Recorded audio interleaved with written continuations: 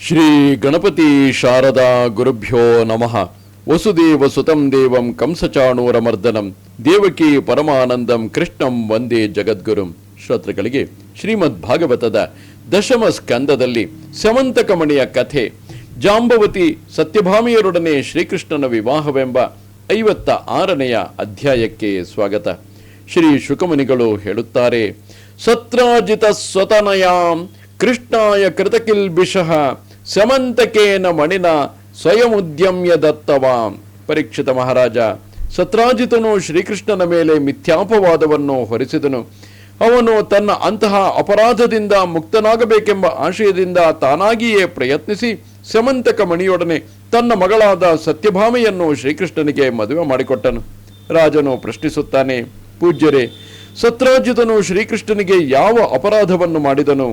ಅವನಿಗೆ ಸಮಂತಕ ಮಣಿಯು ಎಲ್ಲಿ ಸಿಕ್ಕಿತು? ಅವನು ತನ್ನ ಕನ್ಯೆಯನ್ನೇಕೆ ಶ್ರೀಕೃಷ್ಣನಿಗೆ ಮದುವೆ ಮಾಡಿಕೊಟ್ಟನು?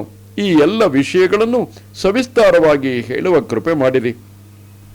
ಶ್ರೀ ಶುಕಮುನಿಗಳು ಹೇಳುತ್ತಾರೆ, ಪರೀಕ್ಷಿತ ಮಹಾರಾಜ, ಸತ್ರಾಜಿತನು ಸೂರ್ಯನಿಗೆ ಪರಮ ಭಕ್ತನಾಗಿದ್ದನು. ಸೂರ್ಯದೇವನು ಅವನ ಭಕ್ತಿಗೆ ಮೆಚ್ಚಿ ಅವನ ಪರಮ ಮಿತ್ರನೂ ಆದನು. ಸೂರ್ಯ ಭಗವಂತನೇ ಪ್ರಸನ್ನನಾಗಿ ಸತ್ರಾಜಿತನಿಗೆ ಪ್ರೀತಿಯಿಂದ ಸಮಂತಕವೆಂಬ ಮಣಿಯನ್ನು ಅನುಗ್ರಹಿಸಿಕೊಟ್ಟನು. ಆ ದಿವ್ಯ ಮಣಿಯನ್ನು ಕತ್ತಿನಲ್ಲಿ ಧರಿಸಿದ್ದ ಸತ್ರಾಜಿತನು ಸೂರ್ಯದೇವನಂತೆಯೇ ಪ್ರಕಾಶವಾನನಾಗಿ ಕಾಣುತ್ತಿದ್ದನು. ಅವನು ದ್ವಾರಕಾ ಪಟ್ಟಣಕ್ಕೆ ಬಂದಾಗ ತೇಜೋವಿಶಿಷ್ಟನಾಗಿದ್ದ ಅವನನ್ನು ಯಾರಿಂದಲೂ ಗುರುತಿಸಲು ಸಾಧ್ಯವಾಗಲೇ ಇಲ್ಲ. ದೂರದಿಂದ ಅವನನ್ನು ನೋಡಿದ ದ್ವಾರಕಾಪುರ ವಾಸಿಗಳ ಕಣ್ಣುಗಳು ಅವನ ಅದ್ಭುತವಾದ ತೇಜಸ್ಸಿನಿಂದ ಕೋರೈಸಿ ಹೋದವು. ಅವರು ತಮ್ಮ ಕಣ್ಣುಗಳನ್ನು ಮುಚ್ಚಿಕೊಳ್ಳಬೇಕಾಯಿತು. ಸಾಕ್ಷಾತ್ ಸೂರ್ಯ ಭಗವಂತನೇ ತಮ್ಮ ನಗರಿಗೆ ಬರುತ್ತಿರಬಹುದೆಂದು ಭಾವಿಸಿದ ಪುರಜನರು ಈ ವಿಷಯವನ್ನು ಪಗಡೆಯಾಡುತ್ತಿದ್ದ ಶ್ರೀಕೃಷ್ಣನಲ್ಲಿಗೆ ಹೋಗಿ ಹೇಳಿದರು, ನಾರಾಯಣ ನಮಸ್ತೇಸ್ತು ಶಂಖಚಕ್ರ ಗದಾಧರ ದಾಮೋದರಾರವಿಂದಾಕ್ಷ ದಾಮೋದರಾರವಿಂದಾಕ್ಷ ಗೋವಿಂದ ಯದುನಂದನ ಏಷ ಆಯಾತಿ ಸವಿತಾತ್ವಂ ದಿದೃಕ್ಷುರ್ ಜಗತ್ಪತೆ ಮೃಷ್ಣನ್ ಗಭಸ್ತಿ ಚಕ್ರೇಣ ನೃಣಾಂ ಚಕ್ಷುಂಶಿ ತಿಗ್ಮಗುಹು. ಶಂಖಚಕ್ರ ಗದಾಧರನಾದ ನಾರಾಯಣನೇ, ಕಮಲಾಕ್ಷನೇ, ದಾಮೋದರನೇ, ಯದುವಂಶ ಶಿರೋಮಣಿಯಾದ ಗೋವಿಂದನೇ, ನಿನಗೆ ನಮಸ್ಕಾರ ಮಾಡುತ್ತೇವೆ. ಜಗದೀಶ್ವರನೇ, ಇದೋ ನೋಡು, ತನ್ನ ಕೋರೈಸುವ ಕಿರಣಗಳಿಂದ ಮನುಷ್ಯರ ದೃಷ್ಟಿಗಳನ್ನೇ ಅಪಹರಿಸುತ್ತಾ ಪ್ರಚಂಡ ರಶ್ಮಿಯಾದ ಸೂರ್ಯ ಭಗವಂತನು ನಿನ್ನನ್ನು ಸಂದರ್ಶಿಸುವ ಸಲುವಾಗಿ ಆಗಮಿಸುತ್ತಿದ್ದಾನೆ. ಪ್ರಭುವೇ, ಸಮಸ್ತ ಶ್ರೇಷ್ಠರಾದ ದೇವತೆಗಳು 3 ಲೋಕಗಳಲ್ಲಿಯೂ ನಿನ್ನನ್ನು ಹೊಂದುವ ಮಾರ್ಗವನ್ನು ಹುಡುಕುತ್ತಲೇ ಇರುತ್ತಾರೆ. ಆದರೆ ನೀನು ಅವರಿಗೆ ಸಿಕ್ಕುವುದಿಲ್ಲ.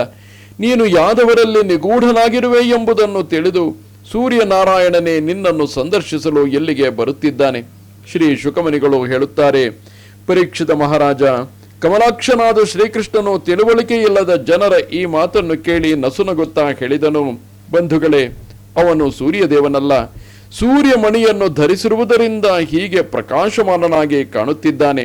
ಹತ್ತಿರಕ್ಕೆ ಬರುತ್ತಲೇ ಅವನು ಸತ್ರಾಜಿತನೆಂಬುದು ಎಲ್ಲರಿಗೂ ತಿಳಿಯಿತು. ಸತ್ರಾಜಿತನು ಸಂಪದ್ಯುಕ್ತವಾಗಿದ್ದ ಮತ್ತು ಮಂಗಳೋತ್ಸವದಿಂದ ವಿಜೃಂಭಿಸುತ್ತಿದ್ದ ತನ್ನ ಮನೆಯನ್ನು ಪ್ರವೇಶಿಸಿ ಆ ದಿವ್ಯವಾದ ಸಮಂತಕ ಮಣಿಯನ್ನು ಬ್ರಾಹ್ಮಣರ ಮೂಲಕವಾಗಿ ದೇವರ ಮನೆಯಲ್ಲಿ ಪ್ರತಿಷ್ಠಾಪಿಸಿದನು. ಆ ಮಣಿಯು ಅನುದಿನವೂ 8 ಭಾರಗಳಷ್ಟು ಚಿನ್ನವನ್ನು ಕೊಡುತ್ತಿದ್ದಿತು. ಇದಕ್ಕೂ ಮಿಗಿಲಾಗಿ ಆ ಮಣಿಯು ಪೂಜಿಸಲ್ಪಡುತ್ತಿದ್ದ ಪ್ರದೇಶದಲ್ಲಿ ದುರ್ಭಿಕ್ಷ, ಮಹಾಮಾರಿ, ಗೃಹಪೀಡೆ, ಮಾನಸಿಕವಾದ ಅಥವಾ ಶಾರೀರಿಕವಾದ ರೋಗಗಳು, ಮಾಟ ಮದ್ದುಗಳ ಉಪದ್ರವ, ಇಂತಹ ಅಶುಭ ಪ್ರಸಂಗಗಳು ಯಾವುವೂ ಇರುತ್ತಿರಲಿಲ್ಲ. ಒಮ್ಮೆ ಶ್ರೀಕೃಷ್ಣನು ರಾಜನಾದ ಉಗ್ರಸೇನನ ಸಲುವಾಗಿ ಸಮಂತಕ ಮಣಿಯನ್ನು ಸತ್ರಾಜಿತನಿಂದ ಯಾಚಿಸಿದನು. ಯಾಚಕನು ಯಾರೆಂಬುದನ್ನು, ಯಾಚಕನು ಕೇಳಿದ್ದನ್ನು ಕೊಡದಿದ್ದರೆ ಪ್ರಾಪ್ತವಾಗುವ ದೋಷವನ್ನು ತರ್ಕಿಸ ಹೋಗದೆ ಅರ್ಥಲುಬ್ಧನಾಗಿದ್ದ ಸತ್ರಾಜಿತನು ಮಣಿಯನ್ನು ಮಹಾರಾಜನಿಗೆ ಕೊಡಲಿಲ್ಲ. ಒಮ್ಮೆ ಸತ್ರಾಜಿತನ ತಮ್ಮನಾದ ಪ್ರಸೇನನು ಮಹಾಪ್ರಭೆಯಿಂದ ಕೂಡಿದ್ದ ಆ ಸಮಂತಕ ಮಣಿಯನ್ನು ಕುತ್ತಿಗೆಯಲ್ಲಿ ಧರಿಸಿ ಕುದುರೆಯ ಮೇಲೆ ಕುಳಿತು ಬೇಟೆಯಾಡುತ್ತಾ ಅರಣ್ಯದಲ್ಲಿ ಸಂಚರಿಸುತ್ತಿದ್ದನು. ಇದ್ದಕ್ಕಿದ್ದಂತೆಯೇ ಸಿಂಹವೊಂದು ಅಲ್ಲಿಗೆ ಬಂದು ಪ್ರಸೇನನ ಮೇಲೆ ಬಿದ್ದು ಅವನನ್ನು, ಆತನ ಕುದುರೆಯನ್ನು ಸಂಹರಿಸಿ ಮಣಿಯನ್ನೆತ್ತಿಕೊಂಡು ಹೊರಟು ಹೋಯಿತು. ಸಿಂಹವು ಮಣಿಯೊಡನೆ ಗುಹೆಯನ್ನು ಪ್ರವೇಶಿಸಲಿದ್ದಾಗ ಆ ದಿವ್ಯ ಮಣಿಯನ್ನು ಪಡೆದುಕೊಳ್ಳುವ ಸಲುವಾಗಿ ವೃಕ್ಷರಾಜನಾದ ಜಾಂಬವಂತನು ಸಿಂಹವನ್ನು ಸಂಹರಿಸಿದನು. ಜಾಂಬವಂತನು ಆ ಮಣಿಯನ್ನು ತನ್ನ ಗುಹೆಗೆ ಕೊಂಡೊಯ್ದು ಮಗುವಿನ ಆಟಕ್ಕಾಗಿ, ಅಂದರೆ ಮಗುವನ್ನು ಆಟವಾಡಿಸಲು ಆ ಮಣಿಯನ್ನು ಕೊಟ್ಟನು. ಕಾಡಿಗೆ ಬೇಟೆಯಾಡಲು ಮಣಿಯೊಡನೆ ಹೋಗಿದ್ದ ತನ್ನ ತಮ್ಮನಾದ ಪ್ರಸೇನನು ನಗರಕ್ಕೆ ಬಾರದಿರಲು ಸತ್ರಾಜಿತನು ಬಹು ದುಃಖಿತನಾಗಿ ಹೇಳಿದನು. ಪ್ರಾಯ ಕೃಷ್ಣೇನ ನಿಹತೋ ಮಣಿಗ್ರೀವೋ ವನಂಗತಃ. ಮಣಿಯನ್ನು ಕುತ್ತಿಗೆಯಲ್ಲಿ ಧರಿಸಿ ಅರಣ್ಯಕ್ಕೆ ಹೋಗಿದ್ದ ನನ್ನ ತಮ್ಮನನ್ನು ಮಣಿಯ ಮೇಲಿನ ಆಸೆಯಿಂದ ಪ್ರಾಯಶಃ ಶ್ರೀಕೃಷ್ಣನೇ ಕೊಂದಿರಬೇಕು. ಸತ್ರಾಜಿತನ ಈ ಮಾತನ್ನು ಕೇಳಿ ಪುರಜನರು ಪರಸ್ಪರವಾಗಿ ಪಿಸುಗುಟ್ಟುತ್ತಿದ್ದರು. ಆ ಪಿಸುಗುಟ್ಟು ಕರ್ಣಾಕರ್ಣಿಕೆಯಾಗಿ ಶ್ರೀಕೃಷ್ಣನ ಕಿವಿಗಳಿಗೂ ತಲುಪಿತು. ಸುಳ್ಳು ಅಪವಾದವು ತನ್ನ ಮೇಲೆ ಬಂದಿರುವುದೆಂದು ಭಾವಿಸಿಕೊಂಡು ಶ್ರೀಕೃಷ್ಣನು ಅಪವಾದದಿಂದ ಪಾರಾಗಲು ಹಲವಾರು ನಾಗರಿಕರೊಡನೆ ಪ್ರಸೇನನು ಹೋಗಿದ್ದ ಮಾರ್ಗವನ್ನೇ ಹಿಡಿದು ಹೊರಟನು. ಸತ್ತು ಬಿದ್ದಿದ್ದ ಪ್ರಸೇನನ ಮತ್ತು ಕುದುರೆಯ ಸುತ್ತಲೂ ಸಿಂಹದ ಹೆಜ್ಜೆಗಳ ಗುರುತುಗಳಿದ್ದವು. ಸಿಂಹವೊಂದು ಪ್ರಸೇನನನ್ನು ಕುದುರೆಯನ್ನು ಕೊಂದಿರುವುದೆಂದು ಊಹಿಸಿ ಪ್ರಮುಖರಾದ ನಾಗರಿಕರು ಆ ಹೆಜ್ಜೆಗಳನ್ನೇ ಹಿಡಿದು ಮುಂದಕ್ಕೆ ಶ್ರೀಕೃಷ್ಣನೊಡನೆ ಪ್ರಯಾಣ ಮಾಡಿದರು. ಪರ್ವತದ ತಪ್ಪಲಿನಲ್ಲಿ ಆ ಸಿಂಹವು ಸತ್ತು ಬಿದ್ದಿದ್ದು ಅದರ ಸುತ್ತಲೂ ಕರಡಿಯ ಹೆಜ್ಜೆಗಳಿದ್ದವು. ಸಿಂಹವನ್ನು ಕರಡಿಯು ಕೊಂದಿರಬಹುದೆಂದು ಊಹಿಸಿ ಆ ಕರಡಿಯ ಹೆಜ್ಜೆಗಳನ್ನೇ ಅನುಸರಿಸಿ ಹೋದರು. ಅದು ಅವರನ್ನು ಒಂದು ಗುಹೆಯ ಬಳಿಗೆ ಒಯ್ದಿತು. ಶ್ರೀಕೃಷ್ಣನು ಪುರಪ್ರಮುಖರನ್ನು ಗುಹೆಯ ಬಾಗಿಲಿನಲ್ಲಿಯೇ ನಿಲ್ಲಿಸಿ ತಾನೊಬ್ಬನೇ ಕಗ್ಗತ್ತಲಿನಿಂದ ಕೂಡಿ ಅತಿ ಭಯಂಕರವಾಗಿ ಕಾಣುತ್ತಿದ್ದ ಗುಹೆಯೊಳಗೆ ಪ್ರವೇಶಿಸಿದನು. ಅಲ್ಲಿ ಅಂತಹ ಶ್ರೇಷ್ಠವಾದ ಸೆಮಂತಕ ಮಣಿಯನ್ನು ಮಗುವಿನ ಆಟಕ್ಕಾಗಿ ತೊಟ್ಟಿಲಿಗೆ ಕಟ್ಟಿರುವುದನ್ನು ನೋಡಿ ಶ್ರೀಕೃಷ್ಣನು ಅದನ್ನು ತೆಗೆದುಕೊಂಡು ಹೋಗುವ ಇಚ್ಛೆಯಿಂದ ಆ ಮಗುವಿನ ಬಳಿಗೆ ಹೋಗಿ ನಿಂತನು. ಆ ಗುಹೆಯಲ್ಲಿ ಅಪರಿಚಿತನಾದೊಬ್ಬ ಮನುಷ್ಯನನ್ನು ಕಂಡು ಆ ಮಗುವಿನ ಸಾಕು ತಾಯಿಯು ಭಯಗೊಂಡವಳಂತೆ ಗಟ್ಟಿಯಾಗಿ ಕಿರುಚಿಕೊಂಡಳು. ಅವಳ ಕೂಗನ್ನು ಕೇಳಿ ಮಹಾಬಲಿಷ್ಠನಾದ ಜಾಂಬವಂತನು ಕ್ರುದ್ಧನಾಗಿ ಅಲ್ಲಿಗೆ ಧಾವಿಸಿ ಬಂದನು. ಅತ್ಯಂತ ಕ್ರುದ್ಧನಾಗಿದ್ದ ಜಾಂಬವಂತನು ಭಗವಂತನ ಮಹಿಮೆಯನ್ನಾಗಲಿ ಪ್ರಭಾವವನ್ನಾಗಲಿ ತಿಳಿದವನಾಗಿರಲಿಲ್ಲ. ಶ್ರೀಕೃಷ್ಣನನ್ನು ಭಗವಂತನೆಂದೇ ಅವನು ಗುರುತಿಸಲಿಲ್ಲ. ಸಾಧಾರಣವಾದ ಒಬ್ಬ ಮನುಷ್ಯನೆಂದು ಭಾವಿಸಿಬಿಟ್ಟನು. ಹೀಗಾಗಿ ಜಾಂಬವಂತನು ತನ್ನ ಸ್ವಾಮಿಯಾದ ಶ್ರೀಕೃಷ್ಣನೊಡನೆಯೇ ಯುದ್ಧ ಮಾಡಲು ಉಪಕ್ರಮಿಸಿದನು.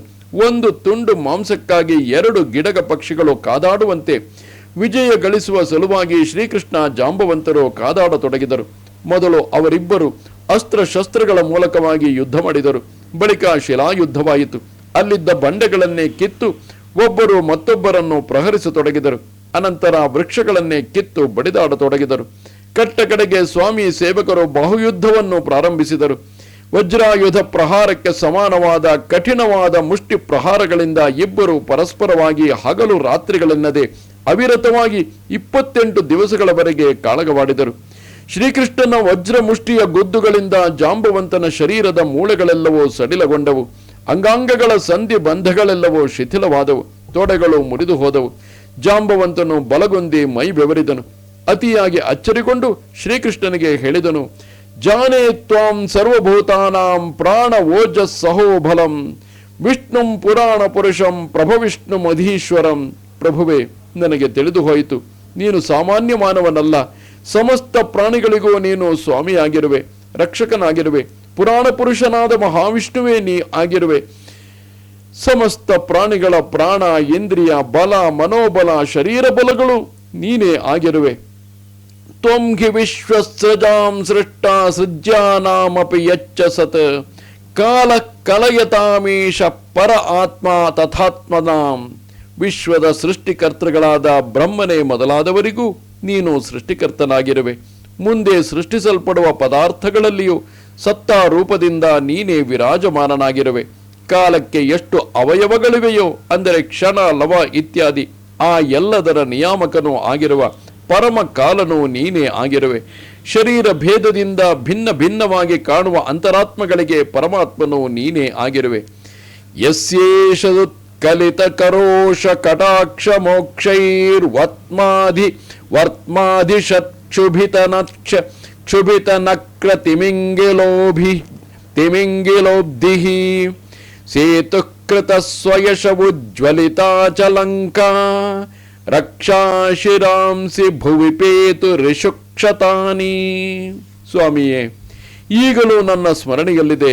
ನೀನು ಸ್ವಲ್ಪವೇ ರೋಷವನ್ನು ತಳೆದು ಕೆಂಪೇರಿದ ಕಡೆಗಣ್ಣಿನಿಂದ ಸಮುದ್ರದ ಕಡೆಗೆ ವೀಕ್ಷಿಸಿದೆ. ಇಷ್ಟರಿಂದಲೇ ಸಮುದ್ರದಲ್ಲಿದ್ದ ತಿಮಿಂಗಿಲಗಳು, ಮೊಸಳೆಗಳು, ದೊಡ್ಡ ದೊಡ್ಡ ಮೀನುಗಳು ತಲ್ಲಣಿಸಿ ಹೋದವು. ಒಡನೆಯೇ ಸಮುದ್ರರಾಜನು ಮಾರ್ಗ ಮಾಡಿಕೊಟ್ಟನು. ಅದರ ಮೇಲೆ ಕೀರ್ತಿರೂಪವಾದ ಸೇತುವೆಯನ್ನು ನಿರ್ಮಿಸಿದೆ. ಲಂಕೆಯನ್ನು ಸುಟ್ಟು ಹಾಕಿದೆ. ತೀಕ್ಷ್ಣವಾದ ಬಾಣಗಳಿಂದ ಕತ್ತರಿಸಲ್ಪಟ್ಟ ರಾವಣನ ತಲೆಗಳು ಕೆಳಗುರುಳಿದವು. ಆ ನನ್ನ ಸ್ವಾಮಿಯಾದ ಶ್ರೀರಾಮನೇ ಈಗ ಶ್ರೀಕೃಷ್ಣನಾಗಿ ಪ್ರಕಟಗೊಂಡಿರುವೆ. ಪರೀಕ್ಷಿತ ಮಹಾರಾಜ, ವೃಕ್ಷರಾಜನಾದ ಜಾಂಬವಂತನು ತನ್ನ ಸ್ವಾಮಿಯಾದ ಶ್ರೀರಾಮನೇ ಶ್ರೀಕೃಷ್ಣನಾಗಿ ಅವತರಿಸಿರುವನು ಎಂಬುದನ್ನು ಗುರುತಿಸಲಾಗಿ ಕಮಲಾಕ್ಷನಾದ ಶ್ರೀಕೃಷ್ಣನು ತನ್ನ ಕಲ್ಯಾಣಕರವಾದ ಶೀತಲವಾದ ಕರ ಕಮಲಗಳಿಂದ ಅವನ ಶರೀರವನ್ನು ನೇವರಿಸಿದನು. ಬಳಿಕ ಶ್ರೀಕೃಷ್ಣನು ಭಕ್ತನ ವಿಷಯದಲ್ಲಿ ಪರಮ ಕೃಪೆಯನ್ನು ತೋರುತ್ತಾ ಪ್ರೇಮಪೂರ್ಣವಾದ ಗಾಂಭೀರ್ಯದ ಮಾತುಗಳಿಂದ ಹೇಳಿದನು. ವೃಕ್ಷರಾಜನೇ, ಜಾಂಬವಂತ, ಮಣಿಯ ಸಲುವಾಗಿ ನಾವು ಈ ನಿನ್ನ ಗುಹೆಗೆ ಬಂದಿದ್ದೇವೆ. ಈ ಸಮಂತಕ ಮಣಿಯ ಮೂಲಕವಾಗಿ ನನ್ನ ಮೇಲೆ ಬಂದಿರುವ ಅಪವಾದವನ್ನು ಕಳೆದುಕೊಳ್ಳುವ ಆಶಯವು ನಮಗಿದೆ. ಭಗವಂತನು ಹೀಗೆ ಹೇಳಲು ಜಾಂಬವಂತನು ಅತ್ಯಾನಂದದಿಂದ ಶ್ರೀಕೃಷ್ಣನನ್ನು ಯಥೋಚಿತವಾಗಿ ಸತ್ಕರಿಸುವ ಸಲುವಾಗಿ ತನ್ನ ಮಗಳಾದ ಕುಮಾರಿ ಜಾಂಬವತಿಯನ್ನು ಸಮಂತಕ ಮಣಿಯೊಡನೆ ಅವನ ಪಾದಾರವಿಂದಗಳಲ್ಲಿ ಅರ್ಪಿಸಿಬಿಟ್ಟನು. ಗುಹೆಯ ಬಾಗಿಲಿನಲ್ಲಿ ಶ್ರೀಕೃಷ್ಣನು ಬರುವುದನ್ನೇ ನಿರೀಕ್ಷಿಸುತ್ತಾ ನಿಂತಿದ್ದ ಪುರಜನರು 12 ದಿವಸಗಳವರೆಗೂ ಕಾದರು. ಒಳಹೋದ ಶೌರಿಯು ಗುಹೆಯಿಂದ ಹೊರಕ್ಕೆ ಬಾರದಿರಲು ಅತಿ ದುಃಖಿತರಾಗಿ ದ್ವಾರಕಾಪಟ್ಟಣಕ್ಕೆ ಹಿಂದಿರುಗಿದರು. 12 ದಿವಸಗಳು ಕಳೆದರೂ ಶ್ರೀಕೃಷ್ಣನು ಗುಹೆಯಿಂದ ಹೊರಕ್ಕೆ ಬಾರದಿರುವುದನ್ನು ಕೇಳಿ ತಾಯಿಯಾದ ದೇವಕೀದೇವಿ, ತಂದೆಯಾದ ವಸುದೇವ, ಪತ್ನಿಯಾದ ರುಕ್ಮಿಣಿ, ಸುಹೃದರು, ಜ್ಞಾತಿ ಬಾಂಧವರು ಎಲ್ಲರೂ ಬಹಳವಾಗಿ ದುಃಖಿಸಿದರು. ಶ್ರೀಕೃಷ್ಣನ ಜೊತೆಯಲ್ಲಿ ಹೋಗಿದ್ದ ಪೌರರು ಹಿಂದಿರುಗಿ ಬಂದುದರಿಂದ ಸಮಂತಕ ಮಣಿಯನ್ನು ಅಪಹರಿಸಿದವನು ಶ್ರೀಕೃಷ್ಣನಲ್ಲವೆಂದು ಎಲ್ಲರಿಗೂ ತಿಳಿದು ಹೋಯಿತು. ಶ್ರೀಕೃಷ್ಣನ ಮೇಲೆ ಸುಳ್ಳು ಆಪಾದನೆಯನ್ನು ಹೊರಿಸಿದ್ದಕ್ಕಾಗಿ ದುಃಖಿತರಾದ ಪೌರರು ಸತ್ರಾಜಿತನನ್ನು ಶಪಿಸಲು ಪ್ರಾರಂಭಿಸಿದರು. ಶ್ರೀಕೃಷ್ಣನು ಕ್ಷೇಮದಿಂದ ಬೇಗ ಬಂದು ಬಿಡಲೆಂದು ಮಹಾಮಾಯೆಯಾದ ದುರ್ಗಾದೇವಿಯನ್ನು ಎಲ್ಲರೂ ಪ್ರಾರ್ಥಿಸಿಕೊಂಡರು. ಅವರೆಲ್ಲರ ಪ್ರಾರ್ಥನೆಯಿಂದ ಪ್ರಸನ್ನಳಾದ ದುರ್ಗಾದೇವಿಯ ಆಶೀರ್ವಾದದ ಫಲವಾಗಿ ಶ್ರೀಕೃಷ್ಣನು ಸಫಲ ಮನೋರಥನಾಗಿ ಭಾರ್ಯೆಯಾದ ಜಾಂಬವತಿಯೊಡನೆ ಸಮಸ್ತರನ್ನು ಸಂತೋಷ ಸಾಗರದಲ್ಲಿ ಮುಳುಗಿಸುತ್ತಾ ಪ್ರಾದುರ್ಭವಿಸಿದನು. ಸತ್ತವನೊಬ್ಬನು ಎದ್ದು ಬಂದಂತೆ ಕಳೆದು ಹೋಗಿದ್ದ ಶ್ರೀಕೃಷ್ಣನು ಪತ್ನಿ ಸಮೇತನಾಗಿ ಶ್ರೀಕಂಠದಲ್ಲಿ ಸಮಂತಕ ಮಣಿಯನ್ನು ಧರಿಸಿ ಬಂದುದನ್ನು ನೋಡಿ ದ್ವಾರಕಾ ಪುರವಾಸಿಗಳು ಪರಮಾನಂದ ಭರಿತರಾದರು. ಬಳಿಕ ಶ್ರೀಕೃಷ್ಣನು ರಾಜಸಭೆಗೆ ಸತ್ರಾಜಿತನನ್ನು ಕರೆಯಿಸಿ ಮಹಾರಾಜನಾದ ಉಗ್ರಸೇನನ ಸನ್ನಿಧಾನದಲ್ಲಿ ಮಣಿಯು ಯಾರಿಂದ ಅಪಹರಿಸಲ್ಪಟ್ಟಿತು ಮತ್ತು ಹೇಗೆ ಸಿಕ್ಕಿತು ಎಂಬುದೆಲ್ಲವನ್ನು ವಿಶದವಾಗಿ ಹೇಳಿ ಆ ಸಮಂತಕ ಮಣಿಯನ್ನು ಸತ್ರಾಜಿತನಿಗೆ ಕೊಟ್ಟುಬಿಟ್ಟನು. ಸತ್ರಾಜಿತನು ಬಹಳ ನಾಚಿಕೆಯಿಂದ ತಲೆಯನ್ನು ತಗ್ಗಿಸಿಕೊಂಡೇ ರತ್ನವನ್ನು ತೆಗೆದುಕೊಂಡು ತಾನು ಮಾಡಿದ ಅಪರಾಧಕ್ಕಾಗಿ ಪಶ್ಚಾತ್ತಾಪ ಪಡುತ್ತಾ ತನ್ನ ಮನೆಗೆ ಹೋದನು. ತಾನು ಮಾಡಿದ ಭಗವದ್ರೋಹವನ್ನೇ ಬಾರಿ ಬಾರಿಗೂ ಅವನು ಚಿಂತಿಸುತ್ತಿದ್ದನು. ಬಲಿಷ್ಠರೊಡನೆ ದ್ವೇಷವನ್ನು ಕಟ್ಟಿಕೊಂಡೆನೆಂಬ ಭಾವನೆಯಿಂದ ಅವನಿಗೆ ಬಹಳ ಭಯವೂ ಆಗಿದ್ದಿತು. ನಾನು ಈ ನನ್ನ ಪಾಪವನ್ನು ಹೇಗೆ ಕಳೆದುಕೊಳ್ಳಲಿ? ಯಾವ ಕಾರ್ಯವನ್ನು ಮಾಡುವುದರಿಂದ ಭಗವಂತನಾದ ಶ್ರೀಕೃಷ್ಣನು ನನ್ನ ವಿಷಯದಲ್ಲಿ ಪ್ರಸನ್ನನಾಗುತ್ತಾನೆ? ಹೀಗೆ ಅವನು ಸರ್ವದಾ ಯೋಚಿಸುತ್ತಲೇ ಇದ್ದನು. ಯಾವ ಕಾರ್ಯವನ್ನು ಮಾಡಿದರೆ ನನಗೆ ಒಳ್ಳೆಯದಾಗುತ್ತದೆ? ಮುಂದಾಲೋಚನೆಯಿಲ್ಲದ ಕ್ಷುದ್ರನಾದ ಧನಲೋಭಿಯಾದ ನನ್ನನ್ನು ಜನರು ಶಪಿಸದಂತೆ ನಾನು ಯಾವ ಕಾರ್ಯವನ್ನು ಮಾಡಲಿ? ಹೀಗೆಯೇ ಸತತವಾಗಿ ಯೋಚಿಸುತ್ತಿದ್ದಾಗ ಅವನಿಗೊಂದು ಉಪಾಯವೋ ಹೊಳೆಯಿತು. ದಾಸ್ಯೇ ದುಹಿತರಂ ತಸ್ಮೈ ಸ್ತ್ರೀರತ್ನಂ ರತ್ನಮೇವಚ ಉಪಾಯೋಯಂ ಸಮೀಚೀನಸ್ತಸ್ಯ ಶಾಂತಿರ್ನಚಾನ್ಯಥ. ಸ್ತ್ರೀಯರಲ್ಲಿ ರತ್ನಪ್ರಾಯಳಾಗಿರುವ ನನ್ನ ಮಗಳಾದ ಸತ್ಯಭಾಮೆಯನ್ನು ಸಮಂತಕ ಮಣಿಯನ್ನು ಶ್ರೀಕೃಷ್ಣನಿಗೆ ಅರ್ಪಿಸಿಬಿಡುತ್ತೇನೆ. ಈ ಉಪಾಯವು ಸಮೀಚೀನವಾಗಿದೆ. ಇದರಿಂದ ನನ್ನ ಪಾಪವೂ ಪರಿಹಾರವಾಗುತ್ತದೆ. ಇದನ್ನು ಬಿಟ್ಟು ನನ್ನ ಪಾಪವನ್ನು ಕಳೆದುಕೊಳ್ಳಲು ಬೇರೆ ಯಾವ ಉಪಾಯವೂ ಇಲ್ಲ. ಪರೀಕ್ಷಿತ ಮಹಾರಾಜ, ಸತ್ರಾಜಿತನು ತನ್ನ ವಿವೇಕಯುಕ್ತವಾದ ಬುದ್ಧಿಯಿಂದ ಹೀಗೆ ನಿಶ್ಚಯಿಸಿ ಇದು ಕಾರ್ಯಗತವಾಗಲು ತಾನೇ ಸುಹೃದರ ಮೂಲಕವಾಗಿ ಪ್ರಯತ್ನಿಸಿ ಶ್ರೀಕೃಷ್ಣನನ್ನು ಒಪ್ಪಿಸಿ ಶುಭಾಂಗಿಯಾದ ತನ್ನ ಮಗಳಾದ ಸತ್ಯಭಾಮೆಯನ್ನು ಸಮಂತಕ ಮಣಿಯನ್ನು ಶ್ರೀಕೃಷ್ಣನಿಗೆ ಸಮರ್ಪಿಸಿದನು. ಸತ್ಯಭಾಮೆಯು ಶೀಲ, ಸ್ವಭಾವ, ಸೌಂದರ್ಯ, ಔದಾರ್ಯ ಇವೇ ಮುಂತಾದ ಸದ್ಗುಣಗಳಿಂದ ಸಂಪನ್ನಳಾಗಿದ್ದಳು.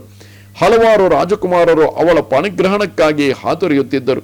ಅಂತಹ ಕಡು ಚೆಲುವೆಯಾದ ಸತ್ಯಭಾಮೆಯನ್ನು ಶ್ರೀಕೃಷ್ಣನು ವಿಧಿಪೂರ್ವಕವಾಗಿ ವರಿಸಿದನು. ಬಳಿಕ ಶ್ರೀಕೃಷ್ಣನು ಸಮಂತಕ ಮಣಿಯ ವಿಷಯವಾಗಿ ಸತ್ರಾಜಿತನಿಗೆ ಹೇಳಿದನು. ಸತ್ರಾಜಿತ ಮಹಾರಾಜ, ನಾವು ಮಣಿಯನ್ನು ಪರಿಗ್ರಹಿಸುವುದಿಲ್ಲ. ಅದು ಸೂರ್ಯನ ಪರಮಭಕ್ತನಾದ ನಿನ್ನಲ್ಲಿಯೇ ಇರಲಿ.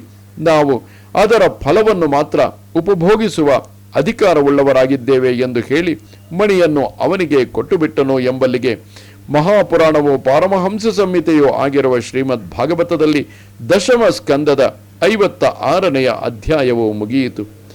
ನಮಸ್ತೆ ಶಾರದೆ ದೇವಿ ಕಾಶ್ಮೀರ ಪುರವಾಸಿನಿ ತ್ವಾಮಹಂ ಪ್ರಾರ್ಥಯೇ ನಿತ್ಯಂ ವಿದ್ಯಾದಾನಂಚ ದೇಹಿಮೆ. ನಮಸ್ಕಾರ.